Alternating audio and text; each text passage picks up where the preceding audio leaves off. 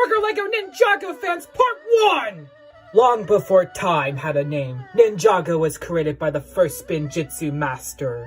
Well, there were already people living in Ninjago, so... technically, the first Spinjitzu master created the landmass that would become Ninjago. But then again, where were the islanders living before there was land?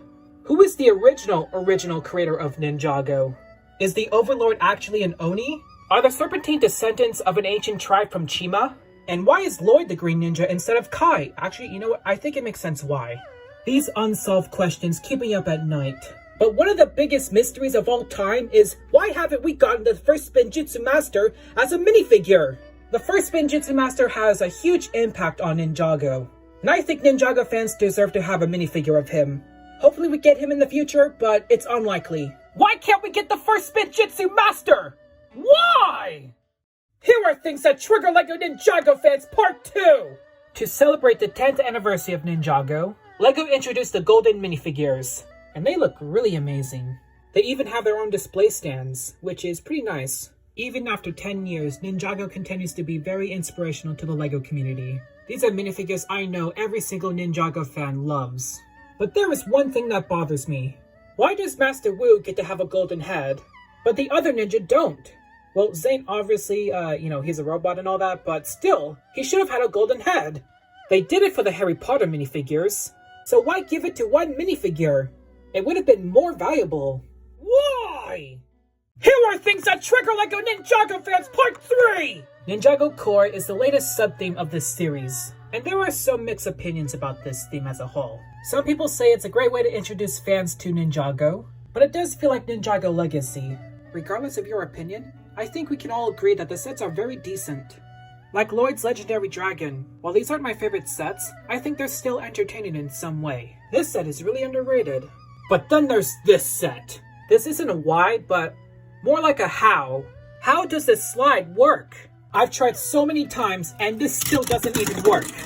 Is the spinner supposed to be at an angle or something? Or is this tree just in the way? How does this work? And why doesn't Zane have an energy minifigure? Why? Here are wait a second. That's not Samukai. Okay, this is Samukai. Here are things that trigger LEGO Ninjago fans, Part 4! This is Samukai. He's basically like General Grievous. And I gotta say, his minifigure is really great. He's only been in 2 sets, so he's extremely valuable. Ever since Ninjago was first introduced, I always thought Samukai was an interesting villain. But he's barely in the story. I feel like we should learn more about this guy in some form of media. Or just put him in a legacy set. I feel like we're tired of getting this guy. The concept of the Skullkin is pretty dark. They have a realm all to themselves, which is the underworld. And then there's the Cursed Realm, the Dark Realm, the realm of Oni and dragons, and wherever the Overlord came from. These realms are pretty dark, and it's in a kid's show. What is the meaning behind all this madness? And why? Here are things that trigger LEGO Ninjago fans, Part 5! The final battle in Season 2 was one of my favorite moments in Ninjago. Mostly because of the Stone Warriors. They're just indestructible, even if they have one weakness. And they're led by the greatest villain of all time. Their vehicles are fantastic. Well, the Garmadon isn't really that accurate because it's missing the turret, but you know what, I'll let it slide. I'm surprised they didn't make a legacy version of the Garmadon. As we all know, Lloyd defeats the Overlord and saves his father. It was the most perfect ending to Ninjago. Well, it wasn't the actual ending because, well, Ninjago fans don't want it to end. And I think we all know where this goes. Some fans believe that Ninjago should have ended at Season 2. And while I do respect that, no one should throw the rumor that Ninjago is ending after one season. Kinda like the rumors of the upcoming season. I mean seriously, why would LEGO cancel Ninjago? This would be the fans' reaction to it. Why? Here are things that trigger LEGO Ninjago fans, Part 6! Well, Ninjago didn't end at Season 2. The theme got rebooted.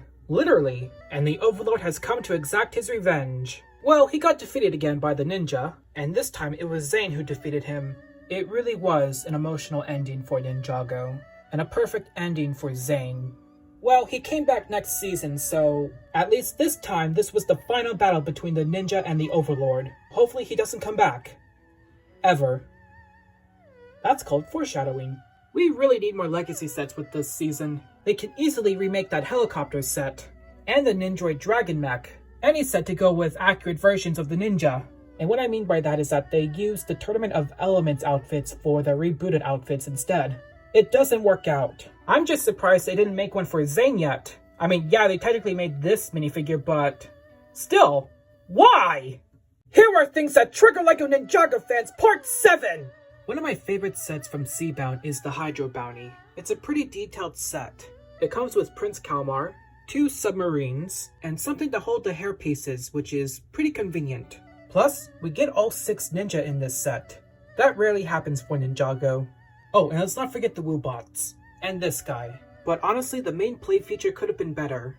Basically, you pull this, and this happens. It's good, but you can't reset it. It should have been a Technic mechanism. Regardless, it's still a great set for an awesome season. The ending was pretty emotional. Well, Nia's not completely gone, and what we can learn from Zane is that not everyone stays gone. Well, except for Moro, Lily, and Dr. Julian, but this is Nia we're talking about. Why would they even consider that for Nia? Also, why isn't Pixel in this set? She deserves better. Why? Here are things that trigger LEGO Ninjago fans, Part 8! As much as I like getting these $10 sets, the only thing that's great about them are the minifigures. Just like every LEGO set. But I don't get why they have to reuse the legs. It kind of ruins the value of this minifigure. It's really lazy in my opinion. What really triggers me is that they only make 3 ninja into energy minifigures, and then they skip out the other 3. Plus they always do Lloyd and Kai. I don't have every energy minifigure, but they are very common. Also, why doesn't the TV show incorporate these minifigures into the show? Cole is the only one who can do the Spinjitzu burst. So why make energy minifigures for them if they're not even going to perform the Spinjitzu burst or any other form of Spinjitzu? Why? Here are things that trigger LEGO Ninjago fans, Part 9! Let's revisit Master of the Mountain. It's definitely one of the most action-packed seasons. And so are the LEGO sets. Plus, there's a Rhino. They're just really great.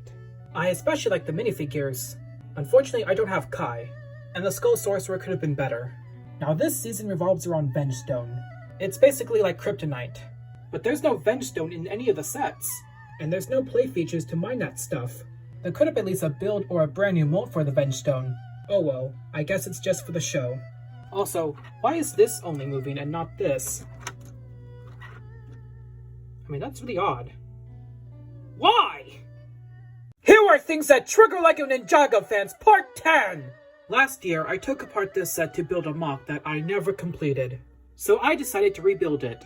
But I'm still missing a lot of pieces. And it's even more frustrating when you can't find the pieces even though you scrounge through unsorted bins of Lego bricks. This is all I could find to rebuild the tower. At least I rebuilt the dragon. And this has to be the strangest play feature ever.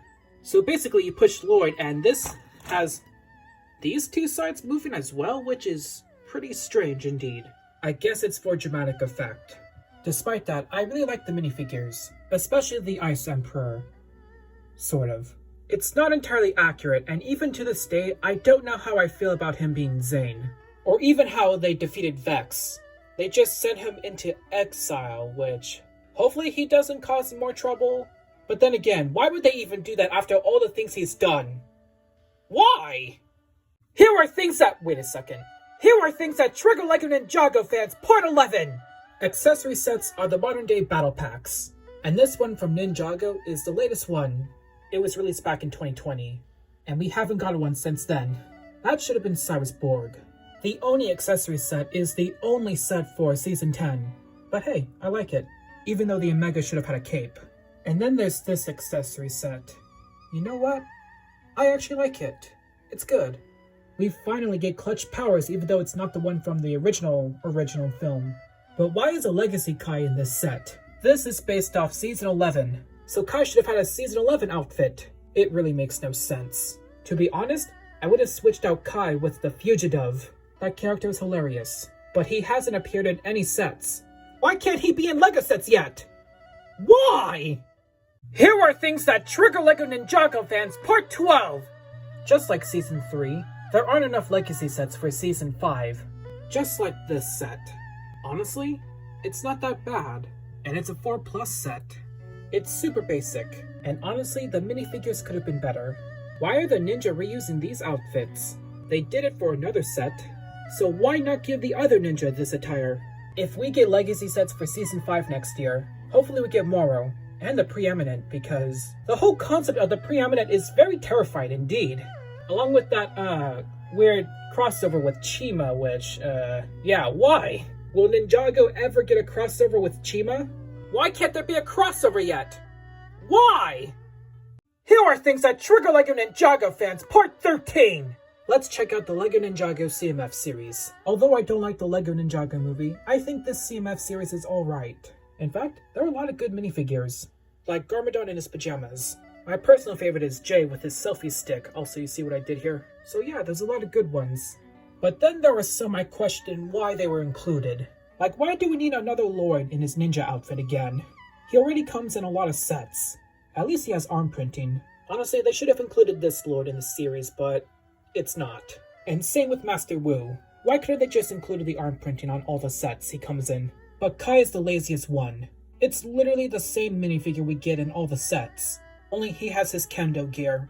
And I think I made it worse by bending this. Also, where is this guy in the movie? I can't find him. Why? Oh well, hopefully we get another CMF series. Here are things that trigger LEGO Ninjago fans, Part 14! Of all the side characters who have appeared throughout the series, the one that really stands out to me is Dareth, the brown ninja himself. He's definitely there for comic relief, but he's still a great character who deserves more. It's always bothered me that when he tried to get powers, they just go away after everything he's done. So hopefully he gets his powers soon, and hopefully he gets more minifigures. He's only appeared in 3 LEGO sets, including this polybag. Fans only got it for Dareth, and I guess the trophy is nice. I really regret not getting the Temple of Jitsu, so I decided to buy it, and I'll cover it in the next episode. But still, he needs to be in more LEGO sets. Plus, why doesn't he get a ninja mask? Why? Here are things that trigger LEGO Ninjago fans, Part 15! After so many years, I finally got the Temple of Jitsu, and I am so glad to finally have it. It's truly a work of art. But isn't it supposed to be abandoned? Technically, they did live here for 1 season, but it looks like they've lived here for many years. Plus, if anyone goes inside, shouldn't they all turn into ghosts? Well, I guess it's too dark for a LEGO set anyways. As always, the minifigures are perfect. And the mailman. Honestly, this guy has seen everything. This set should also have more ghosts. I mean, seriously, why isn't Yang in this set? It's his temple. I guess it was too scary. And unfortunately, the puppet show does not work anymore. I guess the light went out or something. I know nothing doesn't last forever, but still, why? And while I was building this kept happening. All the pieces would crack. Why? Here are things that trigger LEGO Ninjago fans, Part 16! Ninjago City Gardens is a monumental set. It's to celebrate 10 years of Ninjago. Well, technically that was last year, and it's the 11th anniversary now, with 1 million more on the way. Plus, it will look really good with the other Ninjago City sets. Unfortunately, I don't have them, so oh well. It's definitely a work of art. And I really want LEGO to make more of these. I mean, think about it. We can make our own Ninjago City. It would definitely be perfect. It would be our chance to get a Borg Tower. And while I do like some of the minifigures, some are plain, like mainly Zane and Kai. Kinda wish Ronan had his hat. Also, is that Master Wu? I'm disappointed with the mechanic. It's just a really huge letdown. He's definitely one of those underrated villains, and I wish he could have been better. Why can't we get a better mechanic? Why? Here are things that trigger LEGO Ninjago. Wait, what? This isn't from Ninjago. It's the legendary Fruit Mountain from Monkey Kid. You're probably wondering why I'm making an episode based off Monkey Kid. Is this foreshadowing for the next season? Well, no, I don't have every single set at the moment, so maybe another time. This is truly one of the best Monkey Kid sets out there, and I wish Ninjago could make something like this as well. There are amazing sets, of course, but they mainly focus on mechs, temples, and dragons. I mean, of course, Monkey Kid does the same thing, but they have amazing sets based off locations. And this is one of the best. As a Ninjago fan myself, I think Monkey Kid is really good. But does that mean they should replace Ninjago? I hear a lot of fans say that, and honestly, I don't think that's possible. For now, Monkey Kid is here to stay. There's no need for competition. What I'd really like to see is a spin-off of Ninjago, but animated like the Monkey Kid series. I think it'd be an awesome idea, but who knows when that'll happen, or why. Here are things that trigger LEGO Ninjago fans, Part 18! Ninjago Crystallized. Think of it like Avengers Endgame, an epic conclusion to a story that never ends. The LEGO sets are very extravagant, but the minifigures are more extravagant, as well as Oni Lloyd. Even Garmadon looks good. How does he have 2 arms? He had 4 in the trailer. It's confusing right now. But now let's check out the villains. Old and new enemies alike, led by the Crystal King. Mr. E, or Mr. F, is my favorite, and so is Harumi, who is back at last. Unfortunately, some minifigures could have been better. Also, huge spoiler alert, but by now you guys probably know. Somehow, the Overlord has returned. Yeah, I know. Season 15 is leading up to an epic finale. How will it end? Well, we have to wait. Hopefully they explain this. But then again, I don't control the series, so... oh well. Why? Here are things that trigger LEGO Ninjago fans, Part 19! There are so many accessories in Ninjago. From books, amulets, a bunch of swords, and whatever this thing is. A lot of this stuff is random, but creative as well. But what's more iconic are the 4 golden weapons. They played a major role to introduce fans to Ninjago, until they got discarded. But they brought it back for March of the Oni, and disregarded them again. But hey, they brought them back again, and they look more detailed than ever. Except the sword, I honestly don't know why they changed it. They also come in every single set for Crystallized, so expect a lot of them. What I really want to see is the mega weapon that Garmadon used. It was definitely iconic for a short time. It feels unlikely, but I hope they do that. Honestly, I wish the ninja kept the golden weapons, because this is what will happen if they're left unguarded. Just why? Here are things that trigger LEGO Ninjago fans, Part 20! Lloyd's Golden Ultra Dragon is very, well, golden, and contains a lot of spoilers. I mean, it's technically speculation, but right now we can't determine the ending. But hey, that throne looks very sharp. No pun intended. So let's check out the original Ultra Dragon. Well, I don't have the original 2012 set, but the Legacy one will do. It's so weird that there were stud shooters on the side of their heads, but at least the wing mechanism is great. This is also a weird thing to include, because it's no match for a 4-headed dragon. The Great Devourer should have been in this set, but oh well. The Ultra Dragon remains one of my favorite dragons in the series, and it pains me to know about its horrific fate. It's so dark it happened off screen. The Ultra Dragon deserves better. I mean, why do that? Why?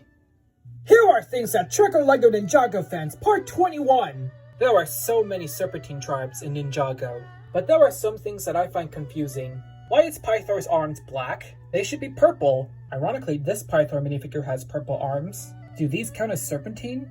I think so. And what tribe are the Snake Warriors? I mean, there's cobras, vipers, pythons, and boas. What kind of tribe are they? Also, it's been a while since we've gotten any Serpentine generals, along with the Fangpire and the Constructive Serpentine. Hopefully we get them in future sets, but it looks like Ninjago Legacy is done for. Also, why didn't we get the Snake Train yet? I still think it would have been a great set. Unfortunately, I don't think it will happen, so... why? Here are things that trigger LEGO Ninjago fans, Part 22! Here we have the Monastery of Spinjitzu, and while it is classified as a legacy set, it feels more like a Season 10 set. But we have Whiplash, so I guess this is a legacy set. The original Whiplash minifigure is much better than this. I will admit, the set looks really good, but I wish it was all connected. It really makes no sense. At least it's still good for training ninja. Also, we get 2 of these, which I get you can do Spinjitzu, but the original spinners were more exciting. I wonder if they'll bring those original spinners back. It's great to have the monastery back in the series, so hopefully nothing bad happens to it ever again. Oh wait, the Crystallized trailer already spoiled that. Why? Here are things that trigger LEGO Ninjago fans, Part 23! Let's revisit the Bricktober pack. These are some of the most detailed Ninjago minifigures of all time. Like Jay with his eye patch. This is one of my favorite Nia minifigures. Even Harumi with the Oni mask. However, the mask doesn't really want to stay down all the time. Also, who is this guy again? I really want to see more minifigures like this. But here's the twist. Bricktober sets were exclusive only to Toys R Us. And here in the US, it's gone. Or is it one store? I'm confused how it works. Perhaps they should be exclusive at the LEGO store. That's just my 2 cents. I think it would be great for Ninjago collectors. I was planning to get the other Ninjago Bricktober set, but it's too expensive, so... oh well. Why? Here are things that trigger LEGO Ninjago fans, Part 24! The Anacondra cultists are very, very evil. And yeah, I don't have Chen. Oh well. Watching their defeat was pretty satisfying indeed. Well, they did lose Garmadon, but he comes back. But later. No one is truly gone. But then there's Klaus. He's still out there. And apparently he's in the underworld. Yep, that definitely happened. Hopefully we see more of Klaus. There's so much more to him. I would have expected him to be on the Council of the Crystal King. But he wasn't there, which is very unfortunate.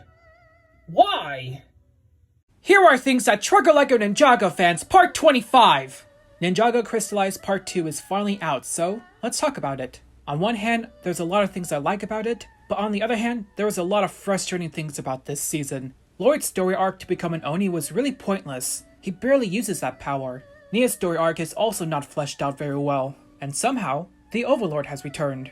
But he got defeated again, so we'll likely see him again in 10 years, if Ninjago is still around. The other villains were disappointing as well. I'll save Harumi for another episode, but for now, I don't get why these guys were included in this season. They were very toned down compared to the seasons they were introduced, especially Pythor. And don't get me started on Garmadon. I'll save that for another episode. There was just so much potential for this season, and it got wasted. So to make a long story short, why? Here are things that trigger LEGO Ninjago fans, Part 26! Some of the characters in Crystallized were a bit lackluster, but I think we can all agree the Overlord was great. Well, he's called the Crystal King, but we still call him the Overlord regardless. His final form looks great, even as a set, although there are some limitations. His staff wasn't in the show, and his head is inaccurate. At least he could put the Overlord inside. It's a good play feature, but that's not what happened in the show. I still like this set, and I guess I like the Vengestone Warriors. They look very detailed, and for once, they're a challenge to the ninja, until they weren't, which is typical for every Ninjago finale. Who knew all it took was to jump up, kick back, whip around, and spin? At least the Overlord's gone, but if he does come back again, this would be my reaction. Why? Here are things that trigger LEGO Ninjago fans, Part 27! Harumi is considered one of the best Ninjago villains of all time, and many were sad that she perished in Season 9. Many held on to the hope that she was still alive. We all thought she would return one day, and she did, and that sorta triggered fans. And she does a lot of evil too. She brings back the Overlord, builds an army for him, and nearly drives Lloyd to be evil. It's almost like she doesn't have any redemption left in her.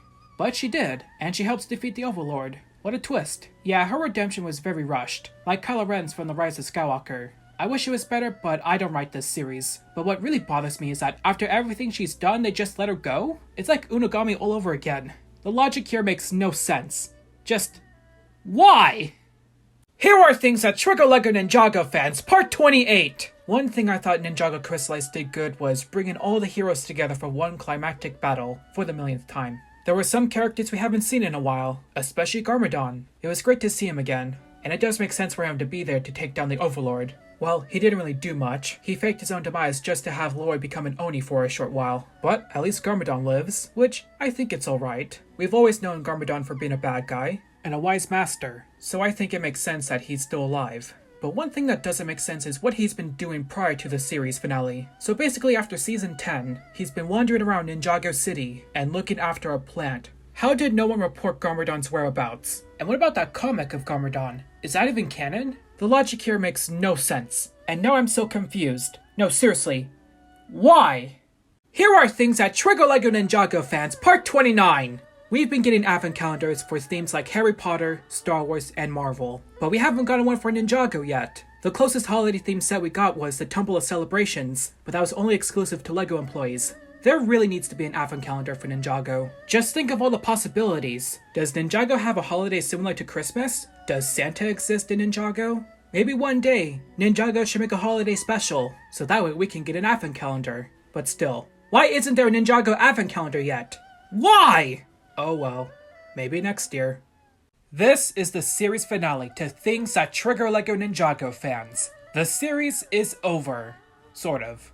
I've been watching this series since 2011, and there was a lot of lore to the story. There have been amazing sets and minifigures, and yes, there was a movie. So it's crazy that it's finally over. Well, technically there's going to be a new series next year, but we don't know anything about that yet. It was truly great for a LEGO theme. I know a lot of people are sad that it's finally over, but let's be thankful it did happen. It may have had its ups and downs, but for now, the future looks good. Wherever the wind takes us, Ninjago will continue to inspire fans, along with the next generation. So really, Ninjago isn't over yet. And with that, this finally concludes Season 2. Thank you guys for watching this series. But remember, never put off until tomorrow what can be done today. Also, why?